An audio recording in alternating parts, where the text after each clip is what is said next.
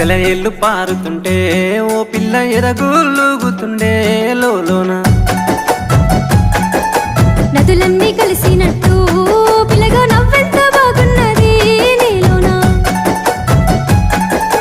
గాజుల సప్పులు గలుగల్లు మోగంగా గజ్జెల పట్టీలు గంతేసి ఆడంగా వరిగడ్డి మోపు ఎత్తి ఓ పిల్ల వయ్యారి నడుము పవే ఈ వేళ